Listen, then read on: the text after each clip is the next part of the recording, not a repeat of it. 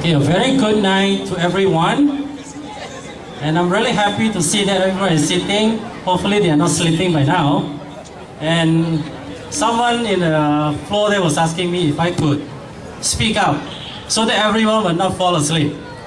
Okay, I will try my very best. Selamat malam, salam sejahtera kepada hadirin. Saya mengucapkan ribuan terima kasih kepada penduduk Skudai kan? Nah, untuk memberi saya satu peluang, untuk memberi saya satu peluang, memberitahu apa yang saya nak katakan tentang pemimpin DAP ni. Saya yakin semua orang tahu siapa tu Teresa Kok. Sebenarnya pemimpin ni bukan saya nak kata dia lah, memang dia cantik, tetapi dia seorang penipu. Macam mana dia selalu menipu orang? Kamu orang tahu tak?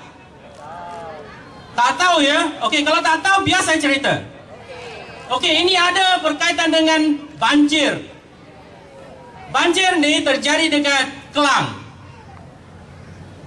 Bila grassroots ataupun dia punya akar umbi menolong dia, tanpa sedikit sen pun diminta dari kerajaan Selangor, dia asyik keluarkan duit dia. Tetapi MP tu dengan assemblyman mereka langsung tak turun padan. Macam mana kita nak pemimpin ni jadi pemimpin kita di negara Malaysia ni? Macam mana nak jadikan mereka sebagai pemimpin? Tanyalah kamu sendiri macam mana. Tapi jawapan saya memang kita tak akan undi mereka jadi pemimpin kita. Mereka tak layak nak jadi pemimpin kita. Betul tak saya cakap? Macam mana mereka fitnahkan orang? Serupa serakan saya tadi yang mereka cerita tu, seperti Encik yang bombing Tony Tan dan Chan Sao. Mereka ada kata, mereka selalu menuduhkan sesiapa yang membangkitkan atau bersuara kepada mereka, atau senantiasa menentang mereka. Jika kita ni sebagai akar umbi menentang mereka, you tahu tak mereka akan buat apa? Mereka akan ambil nama kita kepada CEC. Dan CEC itu memang dia pun tak layak. Apa yang dikatakan oleh Karpal, National Chairman tu, dia kata Tan Kok Wai tu memang tak layak nak jadi seorang chairman. Mengapa dia kata dia tak layak nak jadi seorang chairman? Sebab dia suka-suka mampuskan atau mematikan seseorang punya ahli. Dia kasih terminate dia punya membership. Lepas tu dia kasih halau kita keluar. Macam mana dia halau? Serupa apa yang dikatakan oleh Encik Yakoming tu. Dia kasih buat hal, senantiasa cari masalah. Lepas tu kasih fitnahkan seseorang tu tanpa ada apa-apa kesan. Mereka itulah pemimpin DAP yang tak boleh dipercayai. Saya memang dalam parti DAP itu adalah 18 tahun. You tahu tak? Teresa Kok tu, mengapa tadi saya kata dia seorang perempuan yang suka menipu? Dia dalam dia punya blog, macam mana dia tulis, saya adalah seorang tak lulus, tak ikhlas. Apa yang saya tak ikhlas, apa yang saya tak lurus, tetapi saya tak buat apa hal. Hanya saya nak tolong DAP ni untuk menguatkan dia punya akar umbi. Tetapi saya memang gembira. Sebab apa? Itulah cara mereka buat. Dia anggap saya ni dalam camp lain. Dia anggap saya ni dekat camp Ting Chang Kim, YB Tuan Speaker. Tetapi mereka sudah salah. Mengapa saya kata mereka sudah salah? Mereka tak tahu nilaikan apa yang harus buat. Dan saya gembira sebab apa? Mereka tak nak saya, tak apa. Malaysia bukan satu parti saja.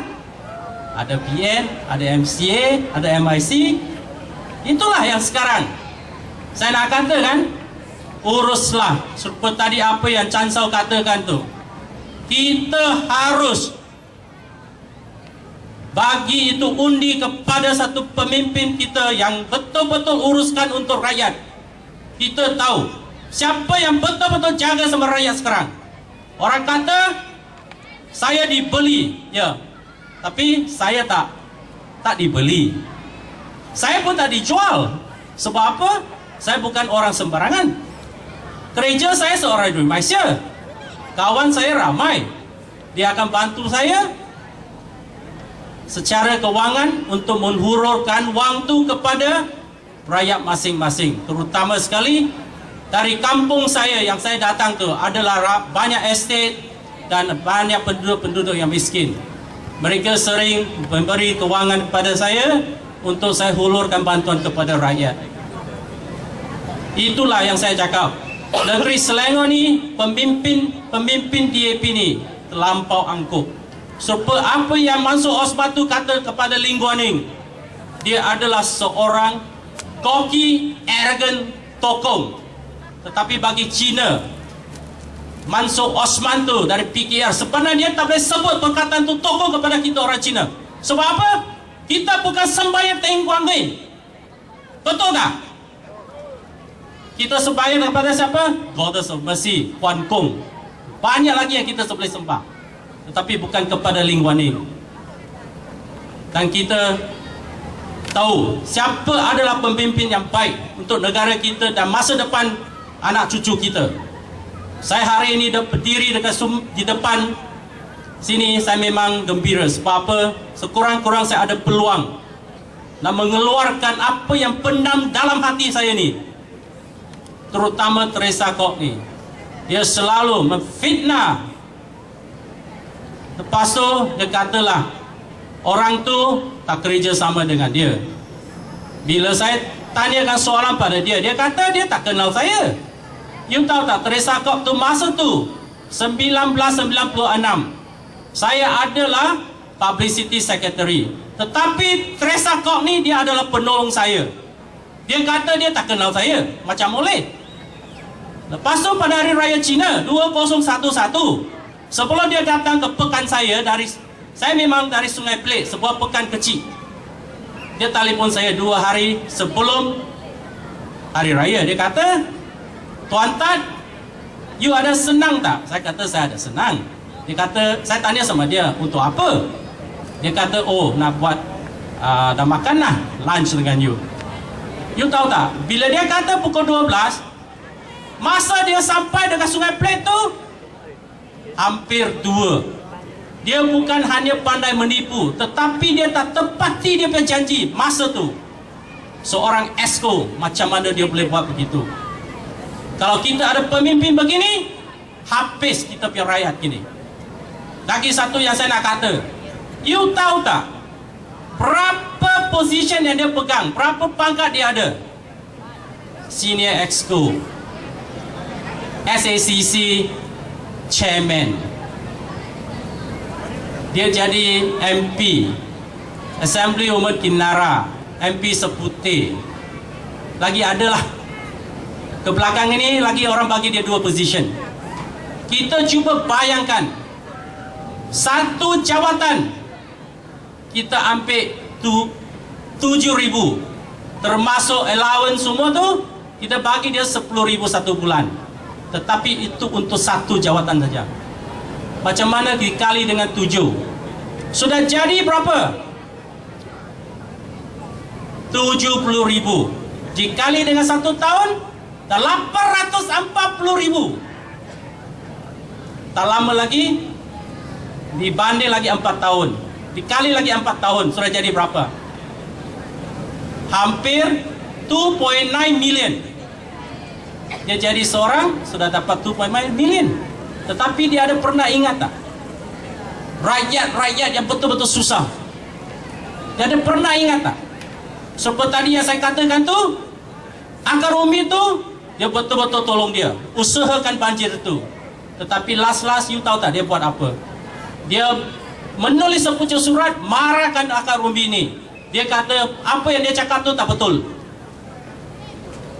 Tetapi dia punya kaunselor tu ada kerja tak? Langsung tak ada kerja. Pasal tu dia hanya suka mendengar sebelah aja. Dan itulah, bila kita tak betul-betul siasat masalah tu, kita sebagai seorang pemimpin, kita akan habis. Sebab apa? Pemimpin ni kalau betul-betul nak kerja untuk rakyat, dia tak akan dengar sebelah aja. So the truth is, she likes to listen to just one party, and she screw up all the things that she is doing. And this is a very, very, very bad thing for what Teresa is doing. And besides that, dia kata dia banyak bekerja rapat dengan akar umbi, dengan komiti dia. Tetapi kamu orang tahu tak, senantiasa dekat kabar, dekat abang, apa sudah jadi kepada negeri Selangor? You orang tahu tak apa sudah jadi?